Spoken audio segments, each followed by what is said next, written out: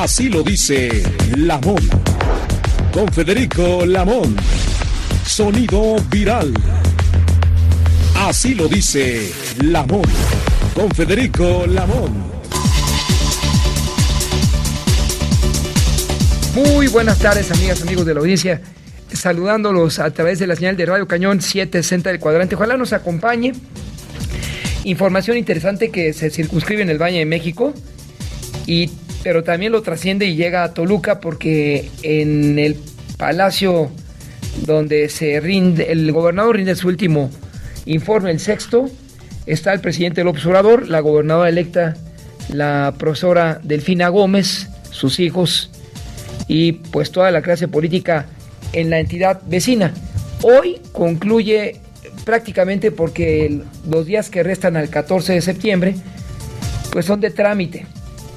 Son pocos días, pero concluye una era triste para el Estado de México de saqueo, 10 días, 9 días a partir de mañana, de saqueo descomunal ejercido por todos los gobernadores de esa entidad, lo cual comenzó con Carlos Gán González, uno de los hombres más ricos de México y América Latina.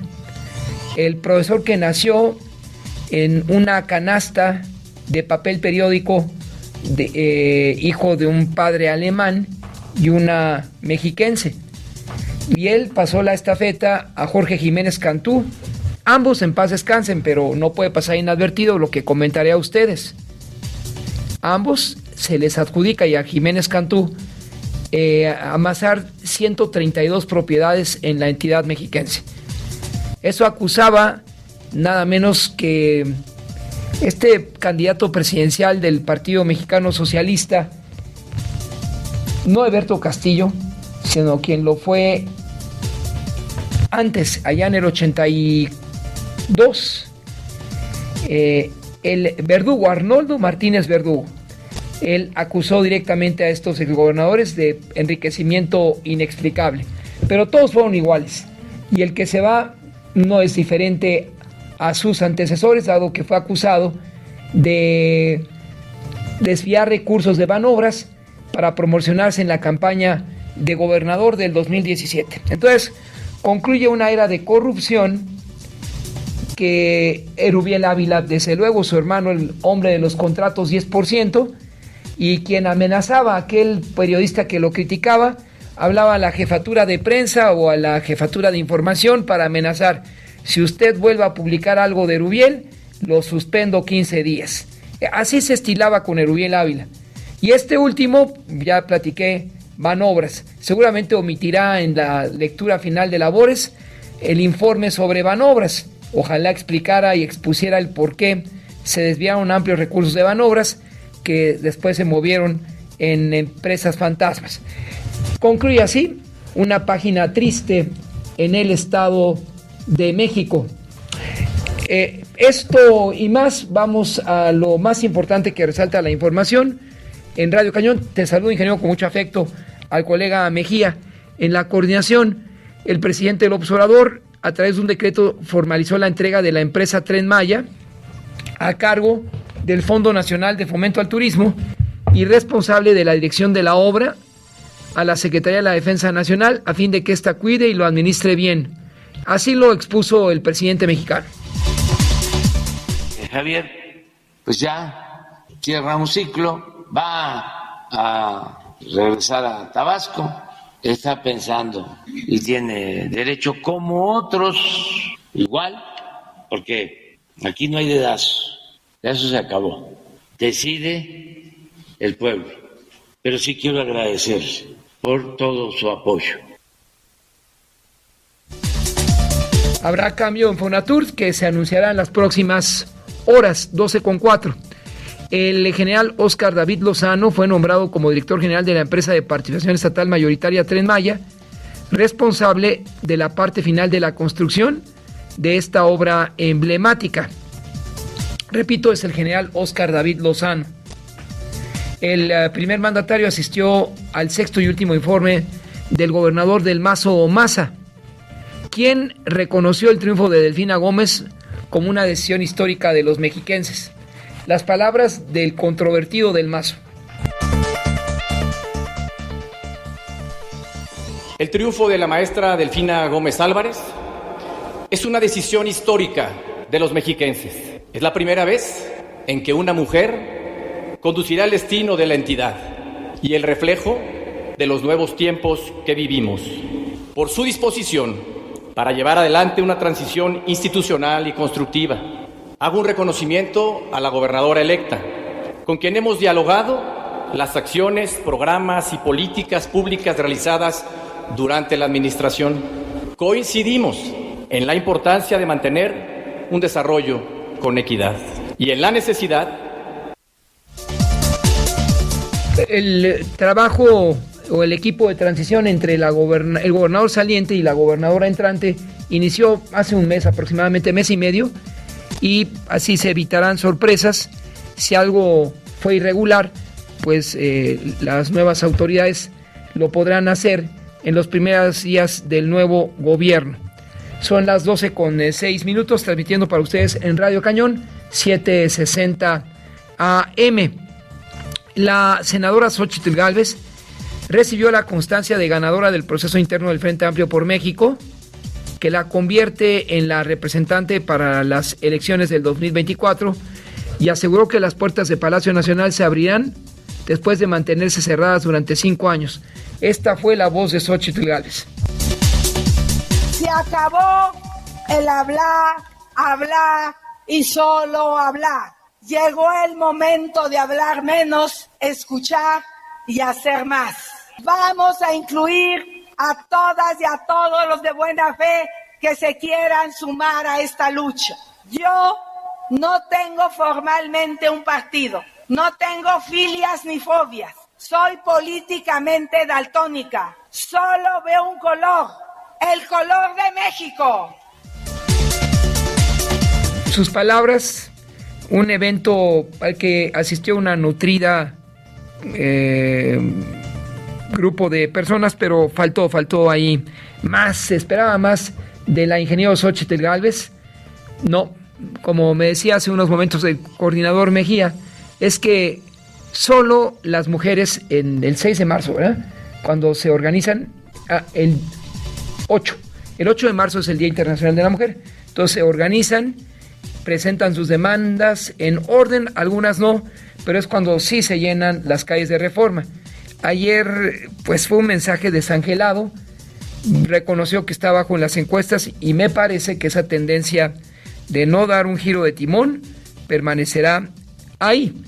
12:08. La Fiscalía General de la República anunció que presentará un recurso de apelación, la queja correspondiente y las acciones legales que procedan por lo que consideró como una resolución ilícita, injusta y notoriamente parcial del juez federal Genaro Alarcón López, quien la semana pasada suspendió el proceso penal contra Emilio Lozoya por agronitrogenados. Un elemento más para ampliar las distancias entre los dos poderes. La Comisión Federal para la Protección contra Riesgos Sanitarios, COFEPRIS, alertó a médicos generales, personal de enfermería y pediatras, sobre todo, sobre el aviso de riesgo en la aplicación de la vacuna tetravalente contra el dengue, Dexavia, a niños menores de 9 años.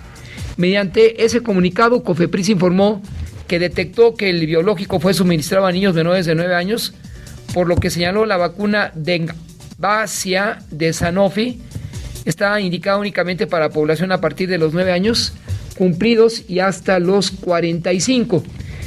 El domingo, 2 individuos a bordo de una motocicleta lanzaron una granada de fragmentación hacia una casa de seguridad presuntamente perteneciente a la organización paramilitar Maíz en el barrio Nuevo Comalapa. Los agresores huyeron rápidamente. Multas de 250 pesos son las que deberán cubrir los habitantes de Cholula, que por reiteradas ocasiones sean detectados dejando sus bolsas de basura fuera del horario y el día de recolección. Fue capturado el sujeto que estaría relacionado en la desaparición de personas y de una ladrillera localizada en el municipio de Lagos de Moreno, en la que se encontraron restos humanos. El detenido es Valentín, de 51 años. Un centro de rehabilitación en Celaya, Guanajuato, fue escenario de un ataque armado que dejó 2 personas muertas e igual número de heridos. En el Valle de México se prevé ambiente cálido y cielo nublado con lluvias e intervalos de chubascos en la Ciudad de México y en el Estado de México, acompañados de descargas eléctricas. En la capital se esperan temperaturas de 13 a 15 grados y máxima de 26 a 28, mientras en Toluca, Estado de México, la mínima será de 10 a 12 grados Celsius y la máxima de 20 a 22. En la megalópolis, el Instituto Electoral de la Ciudad de México y autoridades del sistema penitenciario capitalino acordaron iniciar los trabajos para garantizar el voto de las personas en prisión preventiva en todas las cárceles de la ciudad. Que voten es el tema. En la capital, el 25% de fracaso escolar se debe a problemas visuales entre los niños de escuelas. La necesidad de apoyar a los menores con lentes graduados es inmediata. La policía citadina localizó a 400 personas, 20 de ellas con más de un año de reporte como desaparecidas. Esto entre octubre del año pasado a julio del 23. Se da cuenta que la Secretaría de Seguridad Ciudadana, en el 5º informe de gobierno, fue entregado al Congreso de la ciudad. Los sistemas de transporte, ojo, este es un tema importante. Los sistemas de transporte Metrobús y Trolebús recuperaron y superaron el número de pasajeros que tenían previo a la emergencia sanitaria de COVID-19. Estos son los únicos sistemas públicos de la capital que actualmente tienen más usuarios que en 2019. Agentes de la Policía de Investigación emitieron otra orden de aprehensión en contra de Uriel, exfiscal morelense, por el delito de encubrimiento por favorecimiento debido a que presuntamente alteró las investigaciones y protegió al homicida de Ariadna Fernanda, la joven de 27 años asesinada el 31 de octubre del 22 en el departamento de la colonia Roma y cuyos restos fueron encontrados en una carretera de Tepoztlán, Morelos. La Secretaría de Salud, finalmente capitalina, informa con relación a la transición hacia IMSS Bienestar. El personal médico se inscribió en la primera fase y cumple con los requisitos establecidos para la firma del nombramiento. Este proceso se llevará a cabo del 4 al 9 de septiembre, respectivamente. 12 del día con 12 minutos. Así lo dice Lamón. Con Federico Lamón. Sonido viral. Así lo dice Lamón.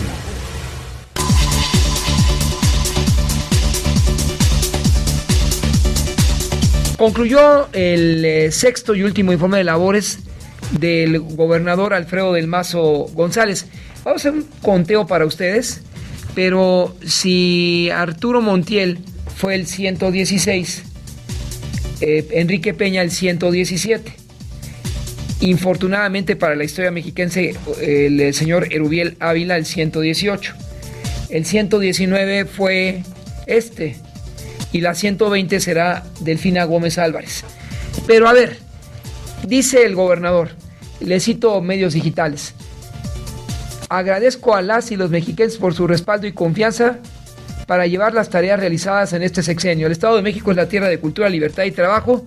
Que viva el Estado de México, pero aquí todo está muy bien. Él se va satisfecho por los resultados que deja en la administración pública estatal. Dice que está todo muy bien. Atender a las mujeres víctimas de violencia, creamos la policía de género, hoy contamos con 2.300 elementos, afirmó el gobernador del Mazo. Pero los feminicidios, particularmente en el Valle de México, en la región del Valle de México, los feminicidios por igual en Coacalco, en Ecatepec, y de ahí sume usted Cuautitlán, Tlalnepantla, Naucalpan, y en la parte centro del estado, Toluca y Metepec. Además del crimen organizado desatado en Tejupilco, en la parte sur. En el Valle de México también y en la región oriente, la emergencia de grupos de autodefensa del transporte, porque la autoridad no les garantizó absolutamente nada. En días recientes platicamos con los integrantes de la Cámara del Transporte del Estado de México y señalaron que, pese a sostener comunicaciones, buena tarde al INGE y buenas tardes al ingeniero en el cambio de guardia. En ambos casos, en el autotransporte o las autodefensas para el transporte conurbado y en los feminicidios, me parece que lo mejor, así lo hizo el gobernador, era omitir esa información. Pero para el Estado de México, afortunadamente, inició la cuenta regresiva y en breve, el próximo 14, solamente en 10 días, cuando asuma Delfina Gómez Álvarez, se conocerá en qué estado recibe Gómez Álvarez a la administración pública estatal. Hay material para consignar a exgobernadores, a Erubiel Ávila, particularmente, y a su hermano, como dicen hoy miembros de la bancada de Morena en el Congreso mexiquense. El 10% está vigente. Y las denuncias contra esa administración están a la orden del día. Nepotismo. Afirman, busque usted a la Secretaría de Salud y a la de Finanzas en el gobierno de Erubiel Ávila. Leo textual lo que dicen hoy diputados de la bancada de Morena en el Estado de México, y lo demás sume a su propia, o agrega su conclusión. Audiencia, ese es un punto. Y el siguiente punto es la seguridad. Se nombró, vamos a ver, el Congreso mexiquense, vamos a ver, ratifica Congreso mexiquense al fiscal del Estado propuesto por Del Mazo, pero vamos para allá, propuesto por Del Mazo, vamos. Y esto fue por unanimidad. Una falla de origen en un principio para la ratificación del fiscal general habría llevado al Ejecutivo Estatal a pensarlo en 2 ocasiones, pero al final se practicaron las diferentes reformas y el Ejecutivo logró que el Congreso local le ratificara a este fiscal, que es el hijo del general Enrique Cervantes. Déjeme decir, si lleva el apellido de Enrique Cervantes, vamos a buscarlo. Fiscal del Estado de México. Ahí está la nota de hoy, fiscal mexiquense 2023. Este fue ratificado en mayo en una etapa en la que se coincidió también con la aprobación del paquete fiscal 2023 en ese Estado de México. Pero el tema es Luis Cervantes. Ahí está, miren, este es el fiscal. El fiscal general de Justicia del Estado de México es José Luis Cervantes Martínez, y él es el hijo de Enrique Cervantes Aguirre, el exsecretario de la Defensa. Y el vicefiscal general Martín Marín Colín, maestro en Ciencias Penales del Instituto Nacional de Ciencias Penales y el Sistema de Justicia Penal Acusatorio y Adversarial. Pero el tema es que no se dio un consenso profundo para que el exgobernador prácticamente Del Mazo lograra orquestar una acción dentro de la Fiscalía de Combate a la Corrupción. El trabajo está tan sencillo en esa Fiscalía de Combate a la Corrupción que los expedientes, si el fiscal anticorrupción así lo determinara, tendrían que remontarse hasta Carlos Jan González, y de Jan en adelante, de Jan Jiménez Cantú, Alfredo Del Mazo González, el padre extinto del actual gobernador saliente, Alfredo Baranda, quien ocupó el encargo solo por un año, y además alcanzaría a gobernadores que ya perecieron. Es la historia de la tranza, el Estado de México, historia de la tranza, hasta rima, mi querida audiencia. Y al frente de la Fiscalía de Combate a la Corrupción se nombró a una autoridad que tendrá pues amplias herramientas desde que asumió en marzo su encargo para consignar. Esto es Rodrigo Archundia Barrientos, es el fiscal de combate a la corrupción en la entidad vecina. Y con ese equipo de colaboradores, el fiscal de combate a la corrupción, el fiscal general José Luis Cervantes Martínez, esperaba dar resultados en materia de justicia de manera conjunta con el Poder Judicial, expeditos a los mexiquenses, pero esto no se ve así. Y para muestra, el incremento en los feminicidios el plagio, secuestro, derecho de piso, emergencia de autodefensas del transporte. En síntesis, vamos parte por parte. Del Mazo deja una entidad sumida en corrupción y delincuencia, así para que usted lo ubique, y también puede hacer este ejercicio usted, aún sin emplear la inteligencia artificial. Pero por lo menos hoy, diarios nacionales y sobre todo domésticos y nos informan: Alfredo del Mazo, de acuerdo, controla la corrupción.mx, ocultó una cuenta de 32 millones de pesos. Pues es que es muy poquito, así como decía el alcalde, un alcalde de allá de Nayarit, de una zona de costa, decía: es muy poquito. Le estoy citando a usted textualmente lo que dijo ese exalcalde. En 2012, el actual gobernador del Estado de México ocultó una cuenta con 1.6 millones de dólares en Andorra. En Andorra. A ver, vamos a revisar esto. Del Mazo ocultó 32 millones de pesos en un paraíso fiscal. Del Mazo no demandó a este medio. Por lo tanto, se le puede creer. El dinero depositado en la banca privada de Andorra fue congelado en 2015. Andorra investigó durante 2 años al gobernador por un presunto delito de lavado de dinero, pero las investigaciones se archivaron y el dinero embargado fue liberado, ya que no se pudo comprobar el origen ilícito del efectivo. Pero el hecho es que lo tuvo allá en Andorra el gobernador saliente, de acuerdo con esta información.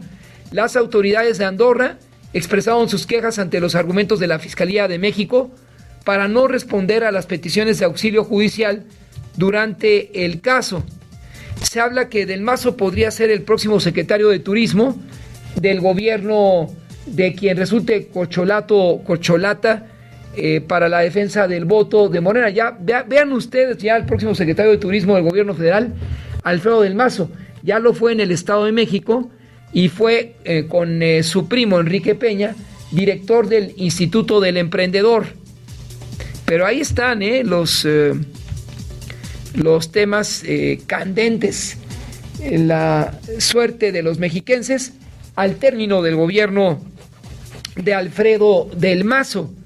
Del Mazo, como se recordará, ganó en 2017 la elección en un proceso que se fue cerrando y el cual debió encabezar la profesora Delfina Gómez, pero todavía la maquinaria del primo del ahora gobernador saliente, Enrique Peña, expresidente lamentablemente de México, operó en favor de Alfredo del Mazo Maza y está concluyendo a solo 10 días de su mandato esa responsabilidad. Entonces, esa es la historia del Estado de México, que dejó durante varios sexenios a un grupo emergente de multimillonarios. De Carlos Hank para acá, no escapa uno. Las fortunas amasadas son descomunales y todo ello en detrimento de los servicios que merecen los mexiquenses. Solo en el hacinado Valle de México, vaya usted a las 6 a 9 de la noche a la vía, todavía se llama así, ingeniero, la avenida López Portillo, ¿sí? Bueno, no hombre, esa de 6 a 9 de la noche, pobres conductores, pobres conductores, es el caos. No hay un conductor en el mundo que pueda resistir manejar su unidad de 6 a 9 y media de la noche en la López Portillo. Hay que practicarles exámenes psicométricos con cierta recurrencia para conocer si son aptos a resistir esas jornadas amplísimas y todavía dar cambio. Si no tienen un asistente, entonces los concesionarios de transporte los explotan y ubican en una situación tal que con el tiempo terminarán mal. Ojalá eso cambie con la profesora Delfina Gómez. Había una alarma discrecional en los transportes de la López Portillo, pero jamás se aplicó. Entonces los amigos de lo ajeno, a la fecha, puede ser hoy en la tarde, como en cualquier punto de la Ciudad de México o del país o del Estado de México, nos puede ocurrir a todos, pero los asaltos continúan a granel en ese corredor terrible que es la vía José López Portillo. Son las 12:27, así, sin pena ni gloria, concluye el gobierno de la corrupción emanada de Carlos Hank y hasta nuestros días en el Estado de México. Así lo dice Lamón. Con Federico Lamón. Sonido viral. Así lo dice Lamón. Son las 12:30. Vamos a platicar esta tarde, audiencia. Nuestro primer entrevistado es el maestro Luis Alberto Osorio Sagaceta, director ejecutivo de la Organización Protección de Cultivos de Ciencia y Tecnología. Esto es el PROCIT. Le agradezco, maestro, tome la llamada para Radio Cañón 760 y buenas tardes. Federico, ¿qué tal? Muy buenas tardes, gusto en saludarte. Los temas que resaltan hoy, maestro, son, entre otros, el empleo responsable y la comercialización de insumos de protección de cultivos para la producción de alimentos y con ello fomentar la seguridad alimentaria. Sí, pero mientras continúe el empleo irracional de plaguicidas cuya edición o fabricación están prohibidas en la Unión Europea y en Estados Unidos, ¿qué va a ocurrir como primer planteamiento, maestro? A ver, aquí es algo importante a destacar. Nosotros como industria de protección de cultivos somos una industria altamente regulada, no solamente en México, sino en todo el mundo. Y déjame nada más darte un poco de contexto con este dato, que es, a través de cada plaguicida en México existen 11 años de investigación y desarrollo, y también existen cumplimientos a más de 120 estudios o estudios clínicos, que incluso a veces son más rigurosos que los farmacéuticos, los cuales están dirigidos a demostrar, por un lado, la seguridad y la eficiencia. Y entonces esto deja de relevo la seguridad de los productos que hoy se usan en materia de protección de cultivos, como son los plaguicidas, para el campo. Y este tipo de productos pues, contienen una serie de beneficios muy amplios, que no voy a andar mucho, pero bueno, dentro de ellos obviamente está el del incremento a la productividad agrícola, con lo cual se puede asegurar el suministro de alimentos para este país. Pues bien, hoy en día y ante los intentos reiterados en el Senado y toda esta intención de regular o de legislar en materia de plaguicidas, pero con un enfoque prohibitivo, pues nos ha dado a la tarea de desarrollar un análisis para dimensionar los posibles impactos económicos ante la pérdida de cosechas que se tendrían en México, esto derivado de la ausencia de protección de cultivos y obviamente de un escenario totalmente prohibitivo. ¿Y por qué decimos esto? Porque en los dictámenes que se han analizado o propuesto al Senado en los últimos periodos, como ya me comentaba, existen textos a la letra que dicen que especifican la prohibición de la existencia de plaguicidas. Y esto traería repercusiones, obviamente, en el rubro económico de dos formas. Uno, obviamente, la pérdida de productividad, que tendríamos caídas muy pronunciadas en la productividad de los cultivos que hoy se tienen hasta casi cercano al 50%. Y déjame decirte qué representa esto, Federico. Pues representa casi pérdida de 137 millones de toneladas de alimentos de los 300 que hoy produce México. Pero también recurriría a pérdidas simplemente tomando en cuenta el valor de la producción de 400,000 millones de pesos. Y esto en un carácter directo, porque si contamos el efecto multiplicador que tendría este tipo de medidas, pues tendríamos a lo mejor pérdidas mucho mayores. Por ejemplo, terminaríamos con el tema de exportación de este tipo de productos o de cultivos a otros países por carecer de las medidas fitosanitarias. De ahí estamos hablando de un mercado de casi 50,000 millones de dólares en lo que representa la parte de balanza comercial que tiene México con otros países. 50,000 millones de dólares el mercado de alimentos, maestro. Es lo que se tiene registrado en la parte de las exportaciones. Pero hay otro rubro que nos preocupa todavía mucho más, y es que con esta caída de alimentos, pues tendríamos o pondríamos en peligro uno de los hilos más sensibles o de los conceptos más sensibles para nuestro país, que es la seguridad alimentaria. Con esto tendremos pérdidas tan pronunciadas que dejaríamos de proveer a la demanda alimenticia que tiene México, que cada día ha sido mayor, y que precisamente ese es uno de los rubros de retos más grandes que tiene la agricultura en todo el mundo, satisfacer la creciente demanda de alimentos frente al aumento de población. Simplemente en el mundo se calcula que en 2050 seamos ya 10,000 personas más, es decir, millones de personas, un aumento de casi 2,000 millones de personas, y esto pues conllevará no solamente a retos en satisfacer la demanda, sino a ser más productivo el campo para que esto se enfrente. Déjame decirte, solo un país en el mundo ha tratado de ir en un esquema regulatorio prohibitivo total de la noche a la mañana, es decir, una reforma legal que estableciera una producción de alimentos sin suministro de agroquímicos, y ese fue Sri Lanka. El resultado se vio en poco tiempo, en menos de un año, y esto provocó no solamente una profunda crisis económica, por precisamente bloqueando el tema de las exportaciones que tenía este país, sino una crisis alimentaria muy acentuada, cayendo, debido a que cayeron, por ejemplo, cultivos como el arroz, que es el principal sustento de la alimentación de la población, y ese cayó en niveles del más del 40%. Entonces, sumergió a todo el país en poco tiempo en una crisis muy, muy, muy, muy severa.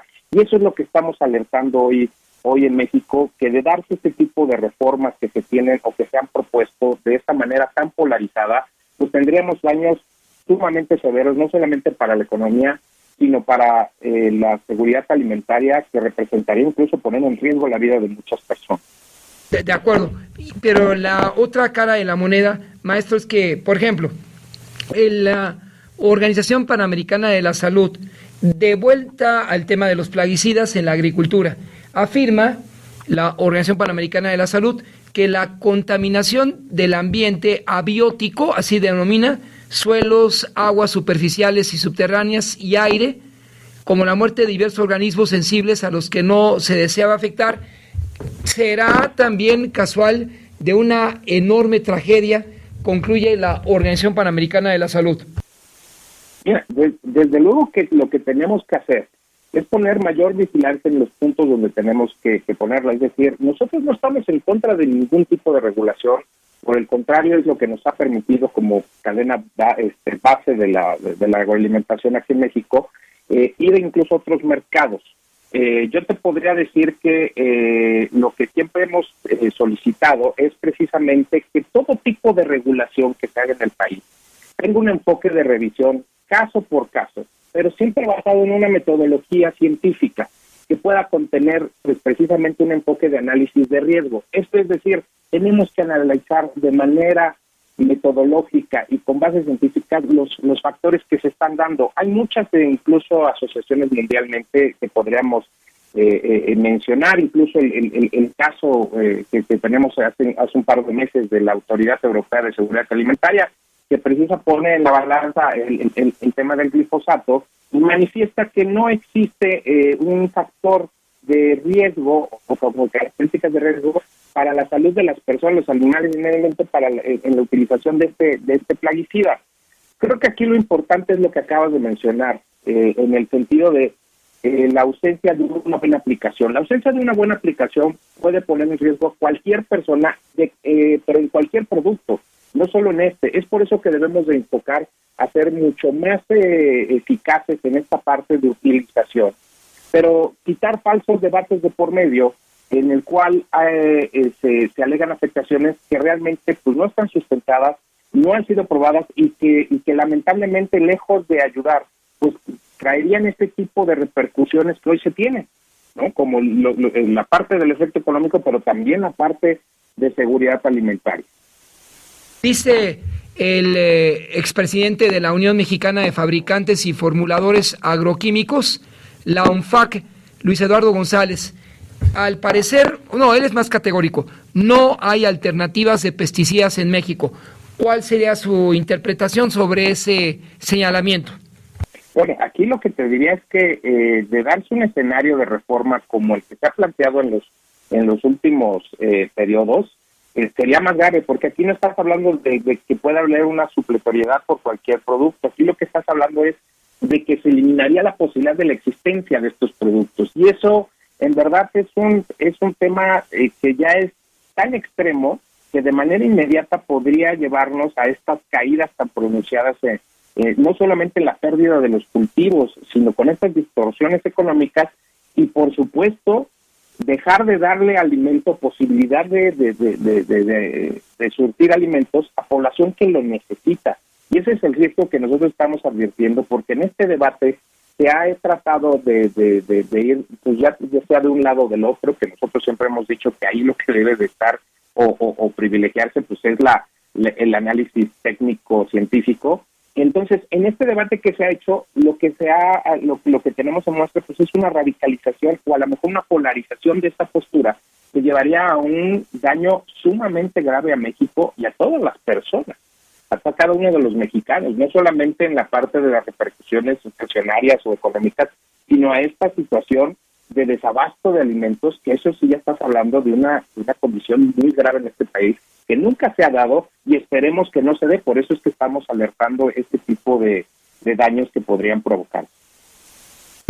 Maestro, coincidiendo con el Consejo Nacional Agropecuario, que la prohibición a granel de plaguicidas químicos sin algún argumento científico serio, pues también pondría en riesgo a la seguridad alimentaria nacional y desde luego, como usted advirtió en un principio, con una escalada en el precio de los alimentos y particularmente de la canasta básica.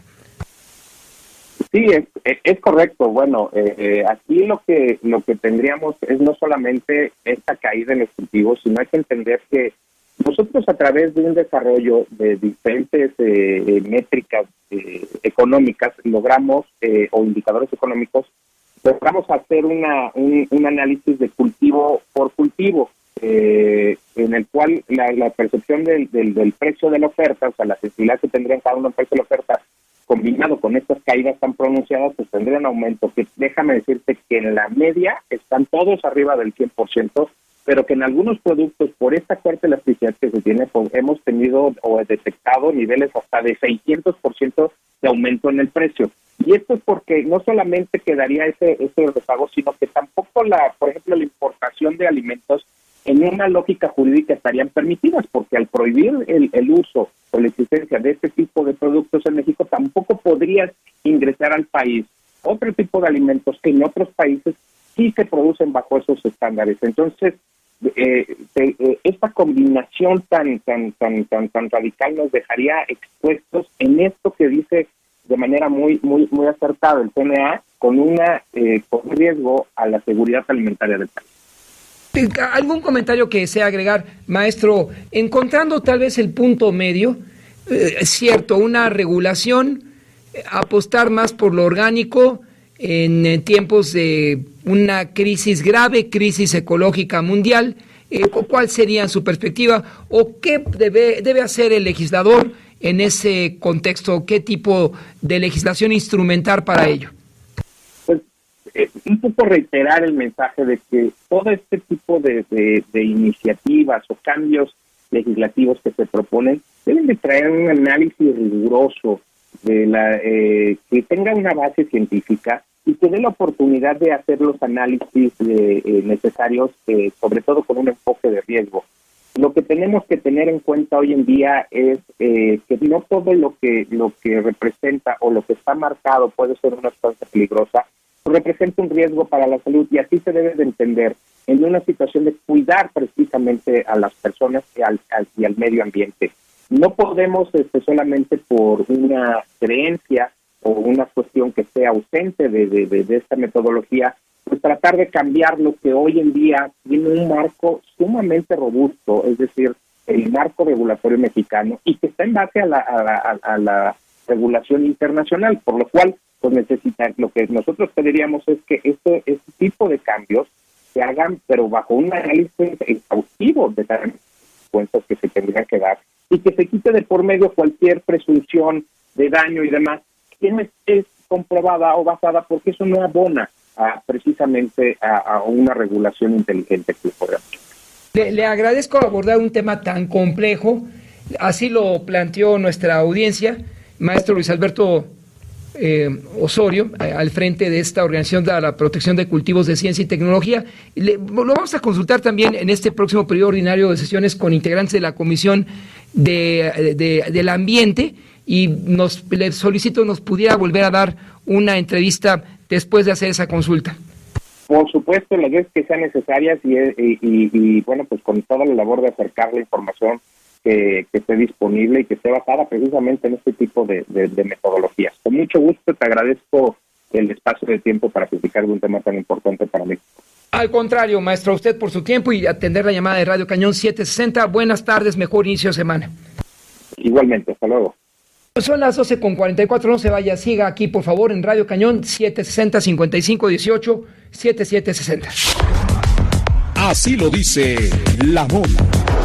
Don Federico Lamón. Sonido viral. Así lo dice Lamón. Son exactamente las 12:46. En México continúa el debate respecto a si disminuyó la pobreza extrema o hay un incremento de 0.1 de punto. En Chiapas, por ejemplo, 90% de las personas que residen se encuentran en alguna condición de carencia o vulnerabilidad. 9 de cada 10 viven en Chiapas, enfrentan eso, vulnerabilidad. Y vía telefónica agradezco enormemente a la doctora Rosario Cárdenas, profesora e investigadora de tiempo completo de la Universidad Autónoma Metropolitana, como integrante del Consejo Nacional de Evaluación de la Política de Desarrollo, Coneval, acepte platicar con ustedes, la audiencia y el equipo de reporteros. Doctora, muchas gracias por aceptar esta entrevista planteada por Radio Cañón 760. Buenas tardes. Muy buenas tardes, al contrario, gracias a ustedes. El tema que causa una polémica en el Congreso, ¿la pobreza en México observa una caída o solamente un incremento de 0.1 de punto? Citando como ejemplos Chiapas y Guerrero, ¿qué nos podría responder en este primer planteamiento? Doctora, por favor. La información de 2022 muestra que hay una mejora en el ingreso de la población, y la forma como Coneval mide multidimensionalmente la pobreza nos permite reconocer diferentes segmentos de la población y sus circunstancias. Por ejemplo, podemos distinguir la pobreza moderada, la pobreza extrema, la pobreza por vulnerabilidad por ingreso o por vulnerabilidad por carencias sociales, y el grupo que no está en condiciones de pobreza ni en vulnerabilidad. Y en este caso, los elementos que resaltan en la información son, además de la mejora en el ingreso, que la pobreza moderada es la que mejora más, que la pobreza extrema tiene un pequeño incremento, que las condiciones de vulnerabilidad por carencias sociales también aumentaron, y que esos son los espacios donde requerimos que la política pública se afine para garantizar que continuamos mejorando la situación de toda la población, porque la forma como el Estado mexicano mide pobreza es a partir de un marco de derechos. Entonces, a partir de esta primera exposición, doctora, preguntaría, ¿en qué indicadores, y también lo hace la audiencia, salimos peor o en cuáles se mejoraron desde la perspectiva de Coneval? Los indicadores que son los más preocupantes están en el ámbito de carencias sociales.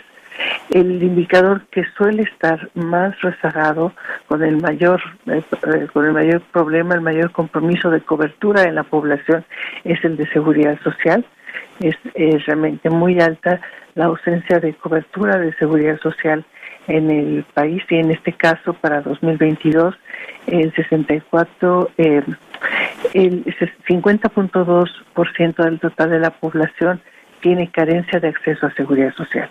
Esa es la carencia más alta en el país. La siguiente, que es igualmente preocupante, es la carencia por acceso a los servicios de salud, que ha ido presentando un incremento, es decir, un deterioro en el acceso a los servicios de salud en la población, en función de lo que la propia población declara, porque esta es la información que proviene de la encuesta a la pregunta que INEGI hace sobre el acceso a servicios de salud. Es decir, nos narra la experiencia de las personas en la utilización de servicios de salud. Esas son las dos carencias sociales que muestran en los niveles más altos, pero también de llamar la atención con el propósito de establecer acciones más robustas, de mayor impacto, está el incremento en el rezago educativo, que también muestra un aumento entre 2018 y 2022 de 4 décimas punto porcentual. Entonces es esta tendencia de la ruptura del techo de los 40 puntos porcentuales de población pobre a nivel nacional, ya es atrás, queda atrás, o el indicador permanece 36.3% de los mexicanos viven en pobreza, y frente a los registros de la pandemia de la COVID-19 y a la fecha, ¿cómo podría plantearnos, doctora, el escenario? El Coneval mide multidimensionalmente la pobreza y, como comenté, desde una perspectiva de derechos. Y en realidad refleja lo que el Congreso mexicano y la sociedad mexicana ha reconocido, que no es suficiente el acceso a un ingreso de cierto nivel para que la condición de pobreza se elimine, que requerimos otra serie de componentes igualmente importantes como elementos habilitadores para que esa condición de pobreza no exista. Y entre esos está el acceso a educación, acceso a salud, el acceso a seguridad social, y que la vivienda tenga ciertas características de espacio y calidad y también de servicios en la vivienda, y que la alimentación sea nutritiva y de calidad, además de, por supuesto, poder acceder a esta. Ese conjunto de elementos, la dimensión de bienestar económico y los 6 derechos sociales que están reflejados en las carencias que acabo de mencionar, en conjunto nos dicen cuál es el diagnóstico de la situación de pobreza multidimensional en el país. Y en el caso de 2022 tenemos sí una noticia favorable en la mejora del ingreso, pero también tenemos estos otros elementos de incremento en el rezago educativo, de incremento de la pobreza extrema, de incremento en la carencia de acceso a servicios de salud, como elementos que nos deben ocupar para el diseño o el perfeccionamiento de políticas públicas. Y si nosotros tomamos el ángulo territorial, las diferencias entre las entidades federativas también son muy grandes, y aquellas que suelen tener los mayores rezagos continúan mostrando los mayores rezagos. Ahora, citó un tema importantísimo, doctora, la ausencia de cobertura de seguridad social. Esto nos circunscribe solo a la derechohabiencia del IMSS o del ISSSTE, y a partir de ello, ¿cuántos millones de mexicanos no contamos con esa condición y cuáles son los retos a la población que se mantiene apartada de ello? En el caso de la medición que Coneval hace, considera lo que usted correctamente señala, el que se forme parte de un sistema, un inserto laboralmente, y eso lo lleve a tener la cobertura de seguridad social del IMSS, del ISSSTE, de la Armada, Marina o Pemex, pero también el hecho de que la población adulta mayor tenga una pensión que se da por una transferencia mediante un programa público. Eso es lo que está contenido en la medición de seguridad social que hace el Consejo. Y como mencioné, para 2022, el 50.2% del total de la población mexicana tiene carencia a esa seguridad social. Nos habla de lo amplio de la población que trabaja en el espacio formal, en la economía informal, y por lo tanto el esfuerzo que tenemos que continuar haciendo para expandir los espacios de la economía formal para el ingreso a la seguridad social, y también lo que haga falta de la cobertura a población adulta mayor mediante el programa de pensiones específico. Y en estos temas finales, agradeciendo su disposición, doctora, de abordar temas muy complejos, pero nos ha planteado la audiencia con recurrencia acerca de si la reestructuración generalizada del sistema de salud emprendida por el actual gobierno, a partir de los efectos de la pandemia, arrojaría como resultado eso una caída al acceso de la salud por parte de la población. Es importante recordar que a finales de 19 y principios de 2020, el gobierno anunció una nueva estrategia para lograr una cobertura de atención a la salud con ciertas características a la población sin seguridad social. Pero en marzo de 2020, no habiendo una medida de transición entre la disolución del Seguro Popular y el inicio del INSABI, del entonces llamado INSABI, en realidad hubo una situación de emergencia sanitaria que obligó a garantizar el acceso o propiciar el acceso de quienes se enfermaron de COVID al inicio de la pandemia, sobre todo en diferentes espacios. Así que hubo un redireccionamiento del sistema de salud para atender una emergencia del tamaño de que fue, sobre todo al inicio de la pandemia de COVID-19. Y el INSABI tampoco llegó a completarse y finalmente ha sido también anulado por el gobierno y se anunció que ahora se tiene el IMSS Bienestar. Y el IMSS Bienestar está organizándose, todavía no termina de concretar en las entidades federativas que comenzó ese traslado y no cubre todavía el territorio nacional. Además, hay que recordar que el IMSS Bienestar, originalmente el modelo estaba atendiendo un conjunto de entidades federativas y lo hacía básicamente a población que se encontraba en residencias en áreas rurales. Así que también tiene el desafío de convertirse en un sistema que atienda a la población en localidades urbanas y que cubra todo el territorio nacional lo más pronto posible. Esa transición desde la desaparición del Seguro Popular a no completar el INSABI primero y después ahora estar todavía dándose los pasos en el bienestar es parte de las razones por las cuales la población no tiene acceso a servicios de salud según lo declara, y por supuesto la pandemia hizo todavía más urgente que esos servicios de salud estuvieran disponibles, porque fue una emergencia sanitaria de gran envergadura. Le agradezco, doctora Rosario Cárdenas, profesora investigadora de tiempo completo en la Universidad Autónoma Metropolitana y miembro del Consejo Nacional de Evaluación de la Política de Desarrollo Social y Coneval, aceptar esta entrevista con Radio Cañón. Muchas gracias, doctora, y muy buenas tardes para usted. Al contrario, gracias a ustedes por su interés en el trabajo del Coneval. Que tengan buena tarde.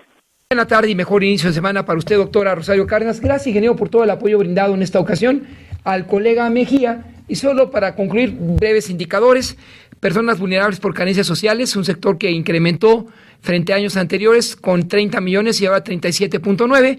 La población no pobre y no vulnerable, otro punto positivo en los aspectos para México, ya que pasó de 29.8 a 34.9 y un incremento de casi 5 millones de personas que no se consideran pobres. Gracias por participar en Radio Cañón. Buenas tardes, audiencia, y sigan en la programación amplia, variada e incluyente de esta emisora. Así lo dice Lamón. Don Federico Lamón. Sonido viral. Así lo dice Lamón.